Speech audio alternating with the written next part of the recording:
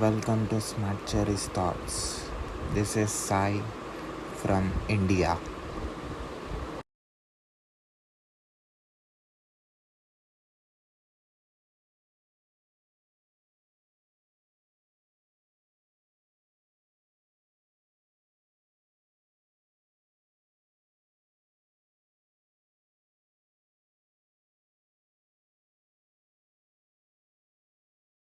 Hi. Hey there, can you hear me all right? Yeah, I can hear you. I can see you. Great. How you doing today? Thank you, Jonathan, for giving me opportunity to interview you for my YouTube channel and podcast. Yeah, no problem at all. This is exciting. So I thought to tell about the work that you're doing to my audience. I'm an independent, mostly WordPress developer, but also general like PHP, MySQL developer.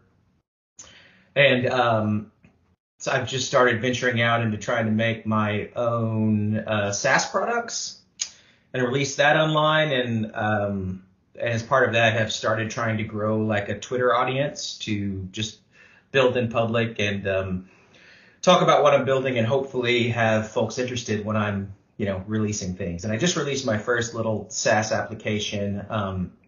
I think it's been about 2, 3 months. Might have been a little bit longer than that. And so I'm trying to learn to market SaaS applications, which it turns out is much more difficult than building them.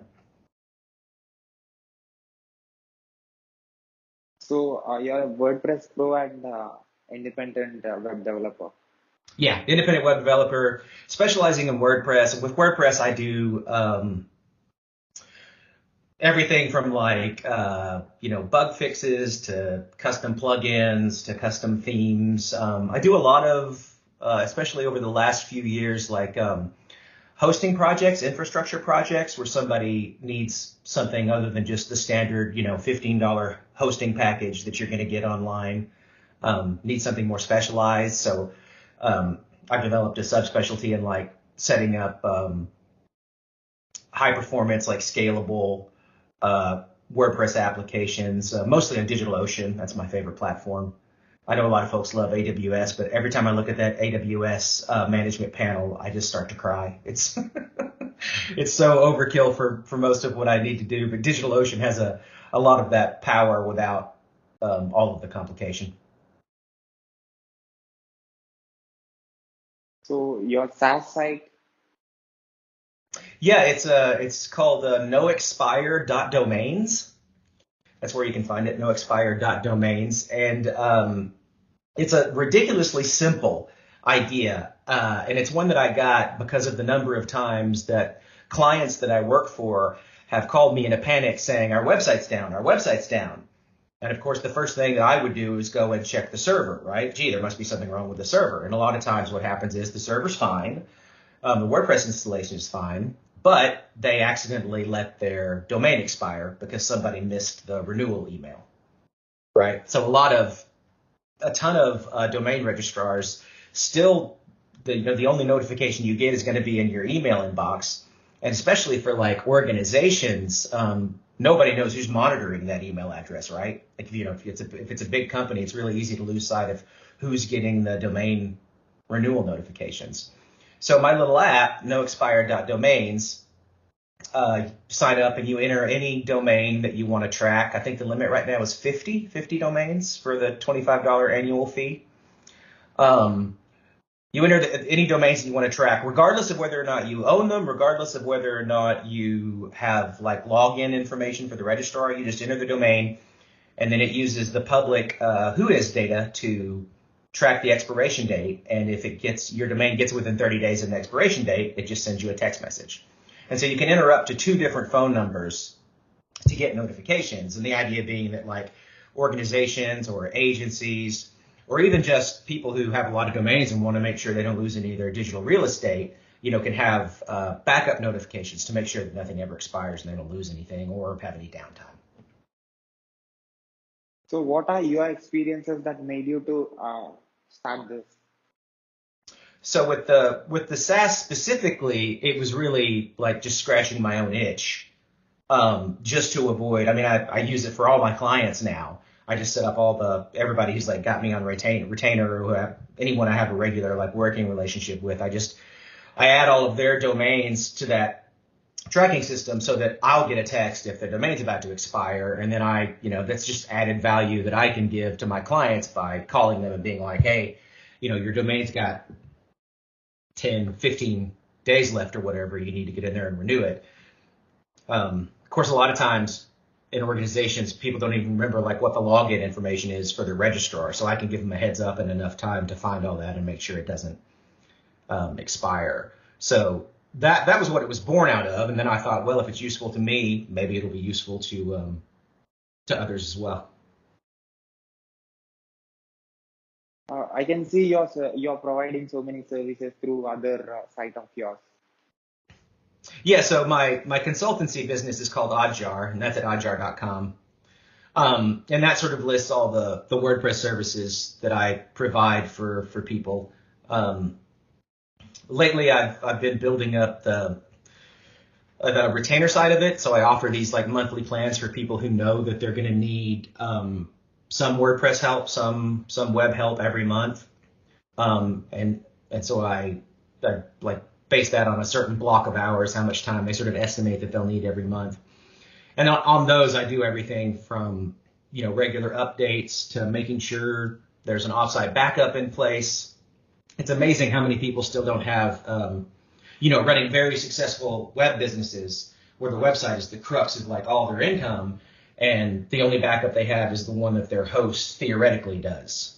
And if you know anything about web hosts, you'll know that most of them suck. There's a handful of good ones out there, but it's just the nature of the business. Most of them are terrible.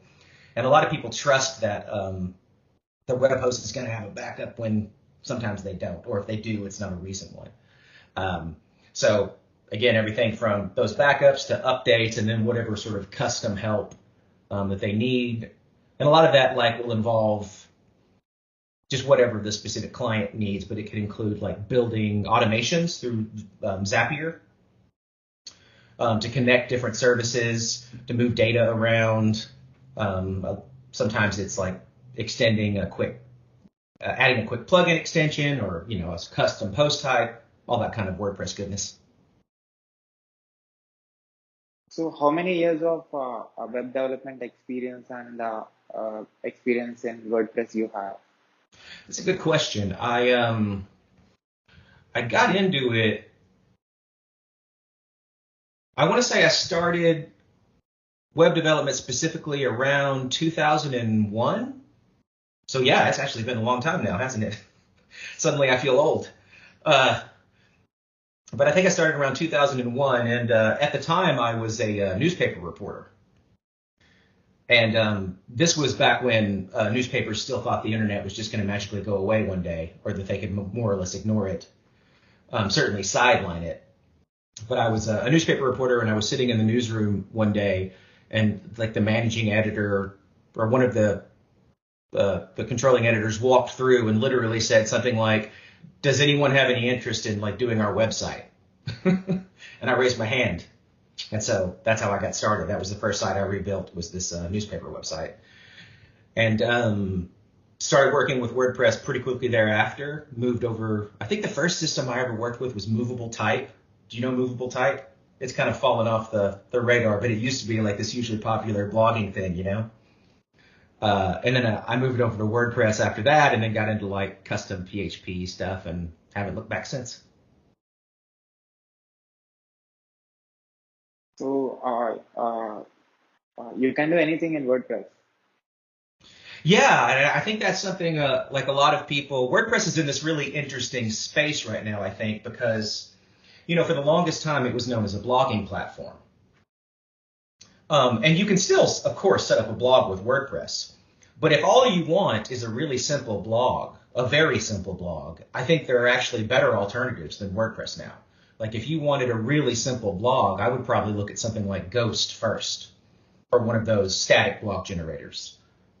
If you need something very simple, just because the maintenance is so much lower on those than it's going to be with something like WordPress. But that being said, you can still do a blog with WordPress, of course, but you can also build pretty much any other kind of site that you can imagine, including, and I think this is what a lot of people maybe don't realize now, including applications. Like you can build full-blown web apps on WordPress, and nobody has to know it's WordPress. I mean, you can do it so that they never see the traditional, WordPress dashboard, depending on what kind of an app you're building. So to me, that's the most exciting thing about WordPress right now is how easy and fast it makes it to like quickly prototype a lot of different SaaS ideas, especially when you add in like my favorite plugin system, the Gravity Forms ecosystem. And then, you've basically got like a relational database inside your content management system, depending on how you want to set it up.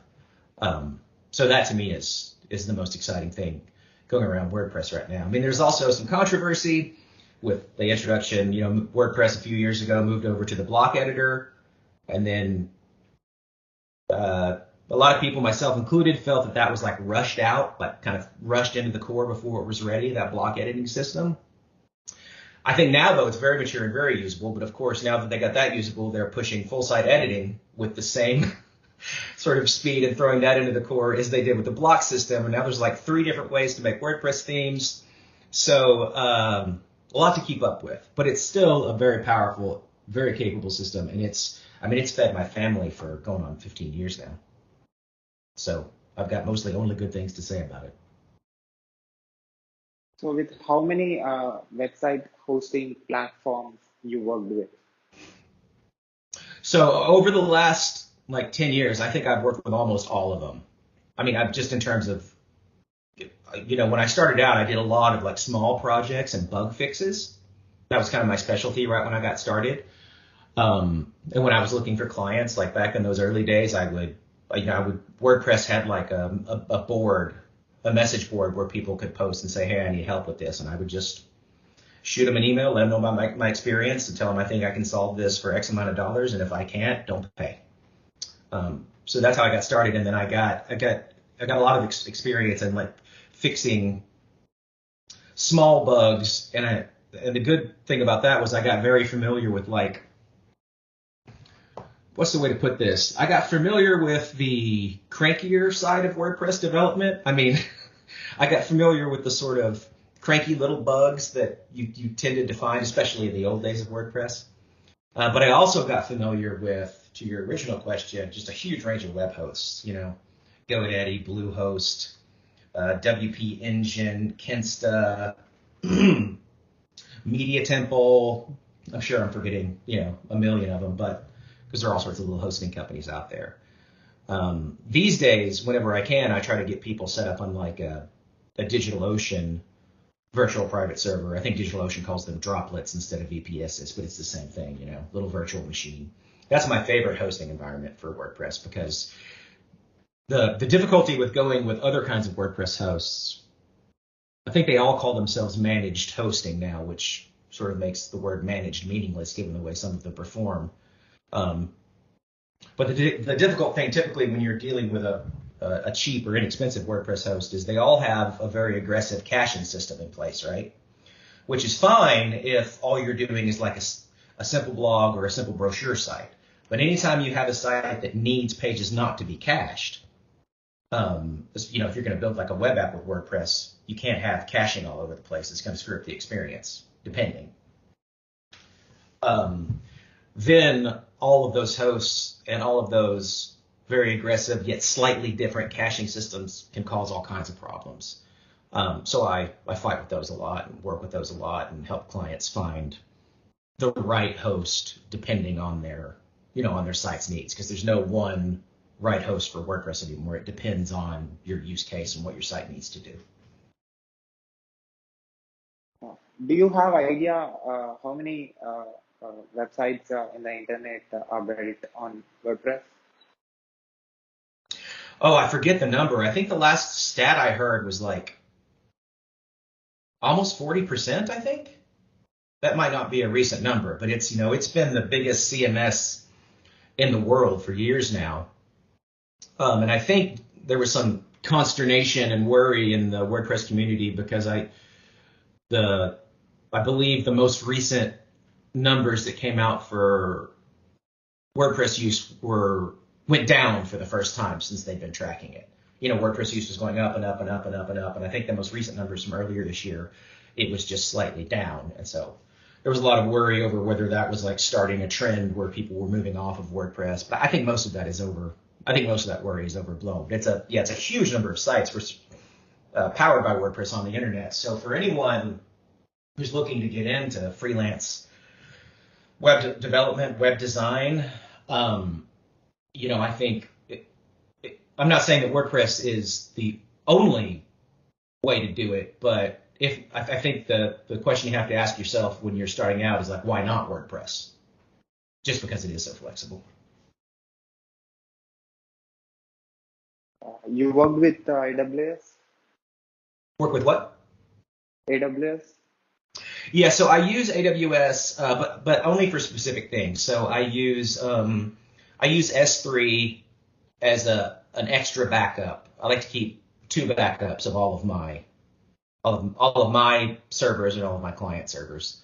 So I'll use S3 on AWS to keep a backup in addition to the one that's on DigitalOcean, or whatever the client's host is. I used its text-to-speech engine. I forget what they call that.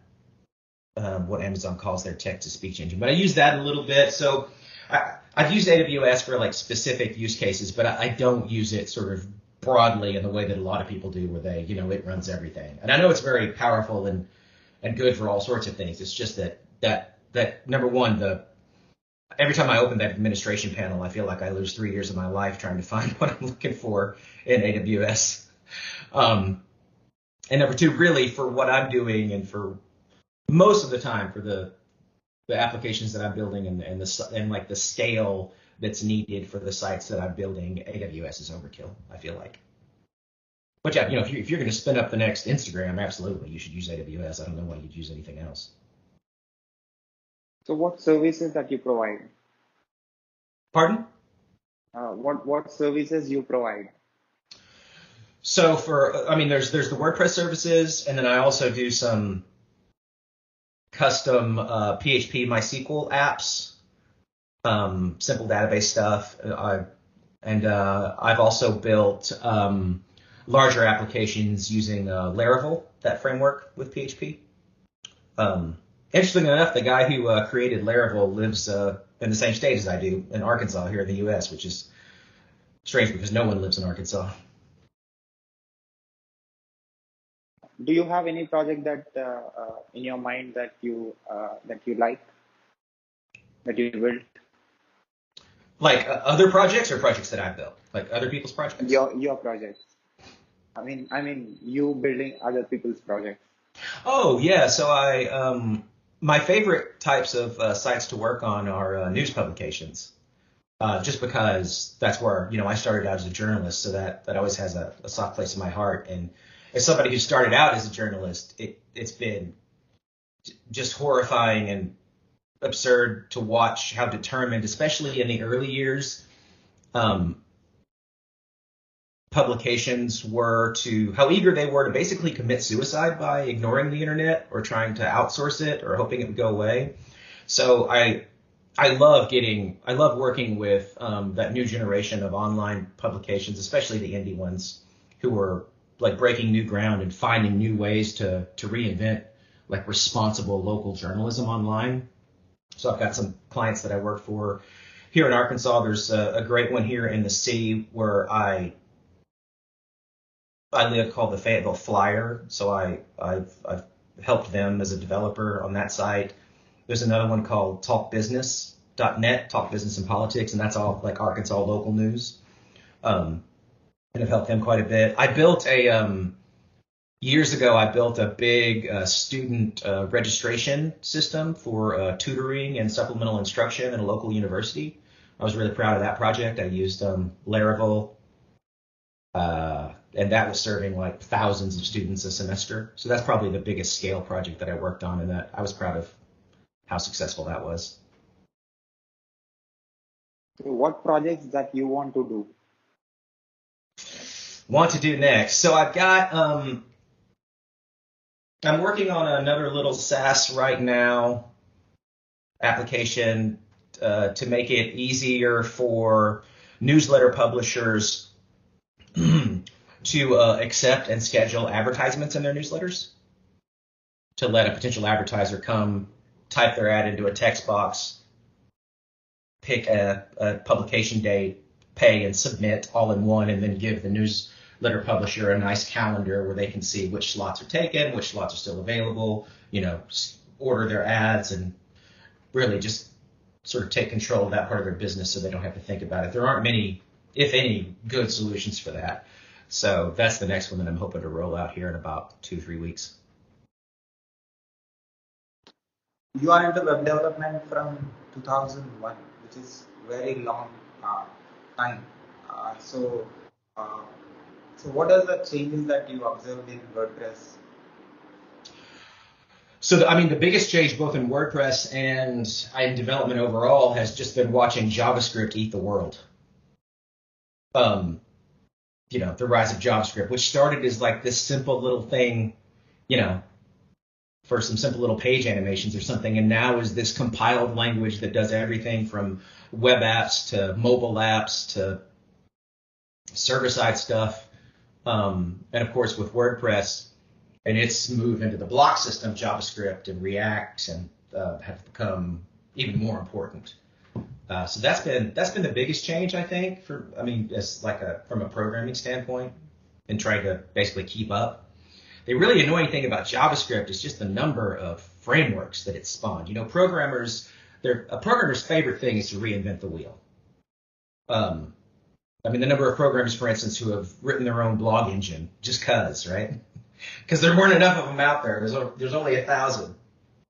JavaScript frameworks are the same way. I've never seen a language spin up so many weird frameworks, or just a multiple of them, like all at once, So that's I started in PHP and MySQL, and then got into like just vanilla JavaScript. So for me, one of the difficult things has just been, choosing which frameworks to try to be a little bit conversant in, if not completely conversant, just because of the sheer numbers.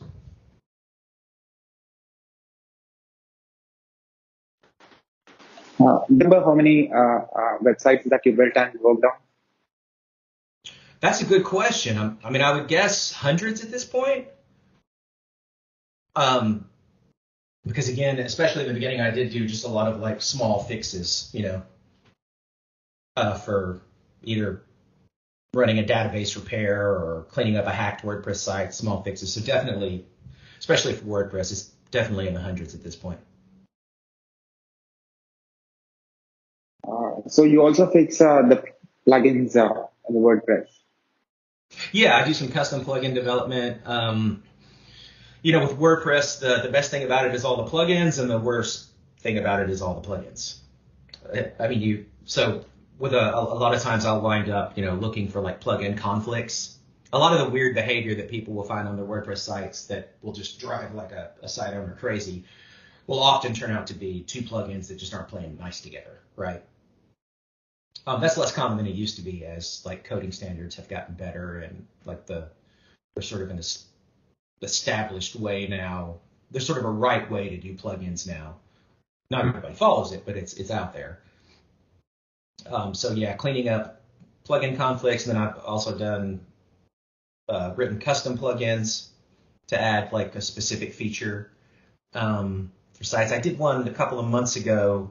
It was like a simple sync plugin so that all the content from site A, all the custom post types from site A would be immediately sent over and published in a different custom post type on site B. So like, custom stuff like that, where there's not a perfect existing solution, but I can build one pretty quick.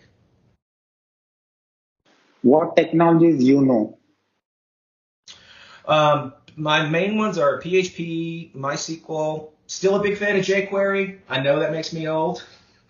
I know we're all going over to React and Vue and stuff in JavaScript, but I'm still a fan of jQuery. Still use it for simple stuff in WordPress. Vanilla JavaScript. I'm now finally learning React, getting proficient in that. Well, proficient enough to do what I need to do in WordPress, basically.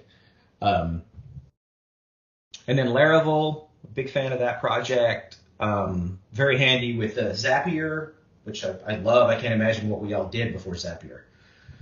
Just being able to connect different systems and automate, flows of information where, that in the past, before Zapier, you were going to write 1,000 lines of code to connect 3 or 4 different services and hope their APIs were documented. That's been a huge help. Let me see what other tech. I mean, that's the main stuff. I do, bash scripts, of course, because I do basic the server maintenance. So bash scripts, and I know just enough Python to be very dangerous, but not terribly useful. So what projects that you did? I mean, for what kind of industries that you built? Plugins and industries. Websites in WordPress for which that you built. So I've done everything from publications to, back in the day, blogs, brochure style sites, e-commerce stores using WooCommerce. I've done quite a bit of work in WooCommerce. A lot of connecting and extending Gravity forms for everything from lead generation to, plugging it into a client's CRM so information flows from their website to every other system that they need. Now I'm using Gravity Forms to build, SaaS applications targeted at different kinds of creators. I worked in higher education for a while, so I developed applications for students who needed tutoring and things like that. And then I think those are the main ones. Oh, and then membership sites, of course. WordPress is great for membership sites too, and several of my current clients are running very successful membership sites on that platform. And what is the difficult project that you did? So the system that I built for that university was probably, that student tutoring registration system was probably the most difficult, not because there was anything terribly difficult about, creating a database backend and a Laravel front end for a registration system, but because that system needed to integrate with a bunch of other university systems that were not at all open or friendly or terribly well documented. So that project was difficult in that, when I wanted to get data out of one of those other university systems and integrate it with the system that I was building, because there was no documentation, it was just a ton of trial and error, right? You never knew what the LDAP system was going to return because it wasn't completely standard, things of that nature. So just all that sort of investigative work. And then, of course, in a large institution, most of the difficulty and bottlenecks is when you need permission from another department or help from another department, things like that. So that was the most difficult one, but not because of the technology, again, just because of the environment you get in larger organizations. The best thing about being being an indie and working on your own project is you don't have to ask anybody for permission or ask a client for a spec, right? You've got the idea, you know what you want it to do, and you just start building. And that's such a great joy.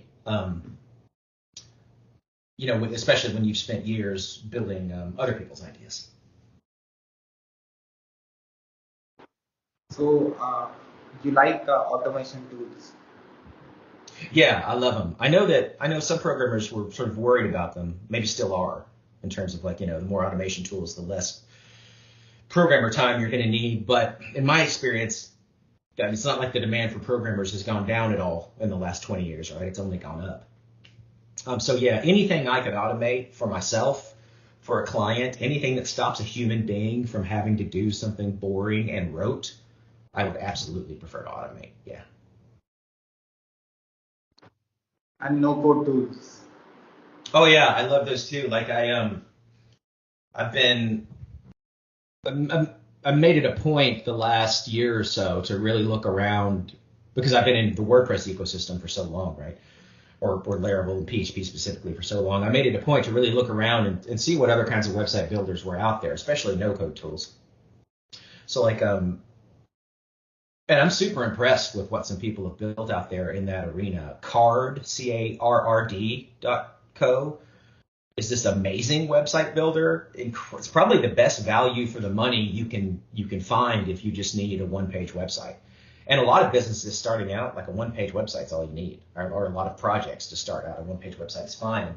You know, Card has a free version that gets you most of the way, and then the paid version is only like $19 a year, I think, last I looked, starting out. And that gets you form submissions. It's all no code. You can plug it into Zapier. That's one of my favorites. I like Ghost a lot as a CMS. You know, that's one where you don't need any code. I haven't played much with like the real no code app builders like Bubble or what's the other one that's really popular? There's several of them out there now, but I haven't played with those yet, but I'd like to give those a shot one day too, because I know those can be very powerful and cut down, especially on like when you're building a prototype and you just want to see if the idea has legs, get it validated, and see if you should spend the time to, you know, refine it and code it. So websites are building on WordPress in the internet. So what is WordPress contribution to the internet? To the internet as a whole, well, I think WordPress's contribution has been, I mean, it was the first thing to make online publishing reasonably accessible to just anybody, right? Whether you were going to WordPress.com and letting them just spin it up for you and host it, or whether you were going to one of those third-party hosting providers that had the one-click installs. I think WordPress was the first thing that made that really accessible and available to people. Movable type got a lot of the way there, but not as much, I don't think, back in the day. And I think the other great legacy of WordPress is it was one of the first systems to realize that, you know, that letting users extend the core, like, you know, WordPress being a relatively simple core product, and then having an approved method for the community to add features to it. I think it was one of the first projects to realize that the exponential growth that could lead to, and just the enormous capabilities that the community would add to it if allowed. So I think that's also its legacy. And I think in terms of open source projects overall, I mean, again, recently there's been some grumbling in the WordPress community just with how certain features have been included or how quickly they've been rolled out. I think that Matt Mullenweg and Automatic, the company that he founded behind WordPress, have on the whole been pretty amazing stewards of the project and the community. I mean, I know I'm not saying there's no criticism that can be applied there, but I think the vast majority of the time they've made good, like, future-looking, conscientious decisions for the product. You work for, you give service, web services to your country or to other countries also? Other countries too. Let me see. Most of my clients at the moment are based in the U.S., and then I have a few in Canada. Previously, I've done a little work with, I've been a subcontractor on projects where some of the team was in Belarus or some of the team was in Germany. So yeah, in general, getting to work with anybody all over the world is one of the real perks and benefits of being a web developer. My limitation there is that I only speak English, so that limits me in terms of collaborating. Where do you live? So I live in Fayetteville, Arkansas, which is in the southern United States. Fayetteville and specifically is a medium-sized city of about 70,000, nice little college town. Not so little anymore, I guess. But it's got a kind of a cool, funky vibe to it. Very relaxed, and it's been growing like crazy, which is great. But growth brings problems, but it also means there's opportunity and businesses who need services and all that good stuff. So you're an individual and independent contributor. Yeah. Awesome. So you are into you are into, I mean, you started promoting yourself on social media from? Yeah, so I recently, I mean, I've had a Twitter account for ages, but mostly I was just like a lurker, just reading. And then kind of got off it. I had to just delete it during the madness of the U.S. just political culture wars over a few years ago. I just got tired of looking at all that. And then finally it occurred to me, I mean, I saw some, other developers being very successful, or just other creators in general, just being very successful at talking about their work while they were building it, and pulling in a community that was also interested, and then being able to create products that the community was interested in and sell those in addition to, share their knowledge. And so that got me back into it. And so for the last year or so, I've really been, trying to engage on Twitter and talk about the work, and use the mute filters for all those topics that I don't want to hear about anymore. Twitter's great once you mute certain keywords. So you're into web development from a long time. So what do you like most about it? That's a good question. A couple of things. First, there's that amazing feeling when you take something that doesn't work and make it work.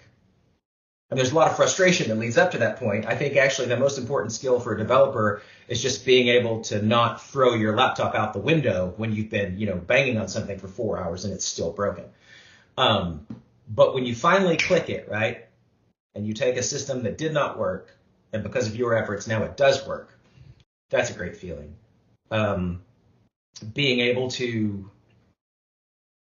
I guess, just a sort of being able to have a creative ambition and then realize it, build it, and launch it to a global audience in days, right? That's insane. We've forgotten like how magical that is. I mean, it's only been around for 20 years, and really 10 as social media has exploded and more people have gotten online, right? But I think it's only been around for a brief time, and we've already forgotten how magical that concept is. That you can take an idea, whether it's a publication or some service app or whatever it is, and put it in front of a global audience in a matter of days, and maybe even have them pay you for it. I mean, that's bananas. But we treat it like it's commonplace just because we've gotten used to it.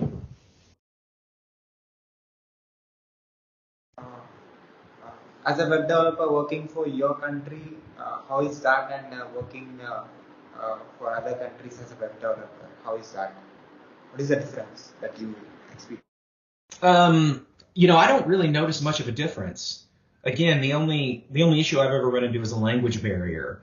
But if the people I'm working for speak English, which is all I know how to speak, then, occasionally it's like a time zone difference, but with asynchronous work, or if you're emailing back and forth or using one of those project management tools online, even the time zone difference doesn't apply much. So I don't notice a great difference between whether I'm working for somebody who lives down the street from me or, somebody who's in Toronto or Vancouver. I don't really notice a difference. So you worked on different web hosting platforms, Mm-hmm. right? So what you suggest, or what on which region data centers that you choose for your customers? So which web host specifically do I like? So my favorite is DigitalOcean. And again, that's, they're a cloud server provider in the sense that you sign up for that and they're going to give you an empty Linux box, and it's yours to do, virtual box, and it's yours to do whatever you want with. So my favorite hosting setup for WordPress is to use DigitalOcean for the server. Then I use a service called ServerPilot, which just customizes a bare DigitalOcean droplet for WordPress and PHP applications specifically. So you connect ServerPilot to your bare bones DigitalOcean server, and it goes in there and it has everything that WordPress is going to need to be fast and reliable. And then once that is set up, depending on what the client needs, whether it's, if they need like an aggressive caching system just to serve tons and tons and tons of pages, or if they're running some like membership sites, a lot of times can't be cached because you need unique info served to everybody who logs in. When that happens, of course, then you can spin up an even bigger server or upgrade your server at DigitalOcean very quickly, like as your program grows. So that's my favorite. The issue with recommending that to non-programmers is that, of course, you have to know how to spin up a Linux box and do certain things to use DigitalOcean. Other than that, I've had good experiences getting clients on WP Engine. Good experiences with Kinsta, another good host. I'm sure I'm forgetting a couple that I regularly recommend. There's a long list of hosts that I will immediately tell a client not to use. The list of ones that I like is quite short. So working with clients who are into technology and working with non-technical clients, which one is easier for you? That's a good question. It depends on the project. So I would say it depends both on the kind of project that we're doing, and it depends also on how much like a technically inclined client actually knows, if that makes sense. Sometimes a little bit of knowledge is a dangerous thing. So sometimes somebody who knows a little bit about web building or web programming will want to interject into the how that you're building things instead of sticking to the what and the why. I've heard some people complain about non-technical clients, but the one thing a non-technical client never says is, why did you write that class that way? Why did you write that function that way? Why did you code that plugin that way? Right? Because they don't care. They want it to work. They want it to be on time and on budget, and they want it to do what you said it would do. So I wouldn't say that I have a distinct preference. I would say that when building more complicated things, the benefit of working with another technical person is just that there's a lot that doesn't need to be said, right? There's a lot you don't need to explain. Like right now, I'm working on a project with someone who has a reasonable technical background in building and is also a skilled designer. And so, he is both designing the site for me to build, and when he throws over a design, he'll put, this might be a good custom post type, but that's up to you, that kind of thing. So I guess I enjoy both is the short answer. You also create custom themes for WordPress? Yeah, I've done a lot of custom theme builds for clients. I'm trying to get one finished to sell, like just an off-the-shelf theme to put up and sell. Part of the problem with there is, again, that right now WordPress theme development is a mess. Isn't exactly the right word, but there are a lot of different ways to do it at the moment, and it's still sort of being worked out which one I think is the best going forward. But I've got a block theme, like half finished, that I want to get out to the world and see if that sells. So as a web developer, as an independent web developer, and also as a service provider, what do you say to my audience about yourself? To non-technical and technical people who are watching and listening to a conversation from anywhere on this planet?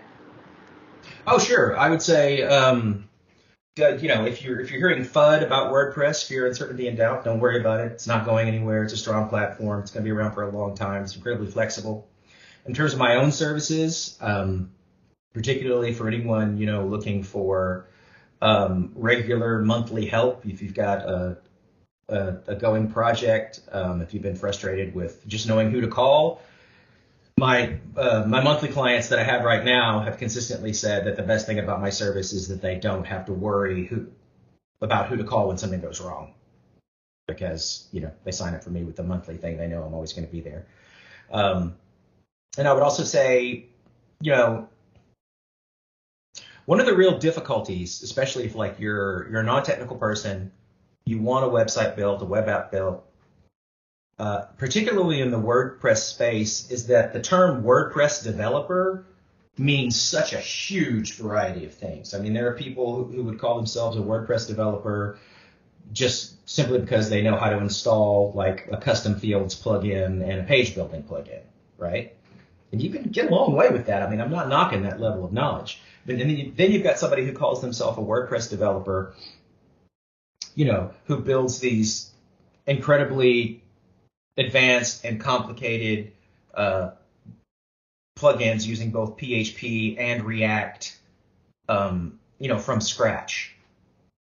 And so WordPress developer is often used to apply to both of those categories of people.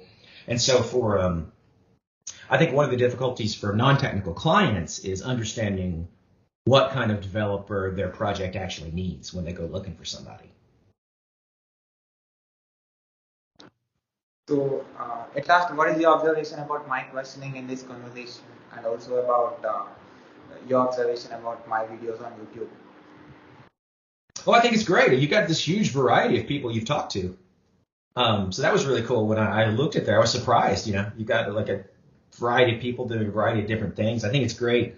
One of the drawbacks to being a web developer, I think in general, but specifically with being an indie, is it's so easy just to get like tunnel vision. Especially when you're trying to get products out there, you want to be fast and efficient, code, right? Is that you forget to look up and like see what other people are doing. Like you forget to look up and like find a community to where you can just have conversations like this and talk about what you're doing and learn about what other people are doing. You can kind of get in your own silo and miss being part of that larger conversation. I've been really surprised with since I started trying to take a more active role on Twitter and just share what I know about WordPress and connect with other developers and other creators. I've been really surprised by how helpful and pleasant that side of tech Twitter is versus some of the other corners of Twitter, which are just cesspools. And it's been great to not only to like get more followers, but to be able to actually engage with people and talk to them and get out of that silo and have those kinds of conversations like the ones that you're having. And I did masters in software engineering and also bachelor's in computer science and engineering. Nice. So yeah, and also I'm right now I'm working on I'm preparing for AWS solutions architect and engineer position. So also I'm writing content I'm writing content the services, AWS services, explaining Nice. on website. So I'm into actually development, engineering, but I'm talking with people. This is not my job. I created this job. I created this learning platform to learn from experts like you who are already in the industry how you people are making things, what you did, how you did, and how you're making things done, and what is your observation about the evolution of the technology. So how these experiences collecting from also from experts in the industry from globally, how this experience to be helpful for me if I work in IT in coming days. Oh, how the experience, all this might help as you go ahead. Well, I think, again, I think as developers, because we do tend to get just so laser focused on whatever we're learning or building at the time, like, becoming an AWS architect, first of all, good on you, because there's a huge demand for that. I know. But it's just such an enormous amount to learn, right?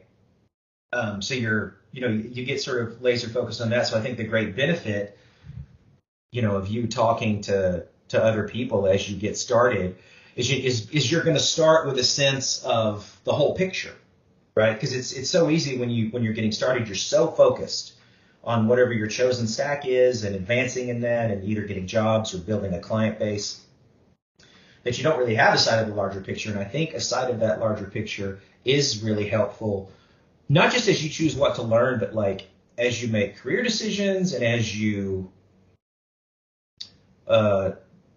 just building that sense of like what all is out there and everything that your skills might be applied to, I think gives you a much more useful perspective as you make decisions.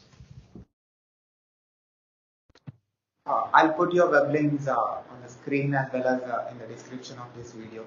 Okay. They can see the services that you're providing and the work that you're doing, and if they want your service and if they want to connect with you, they can connect and they can see what you're doing and how you are helpful for them. Awesome. Thank you. Can you spell your websites or any web links of yours with my audience who are listening to this conversation on podcast?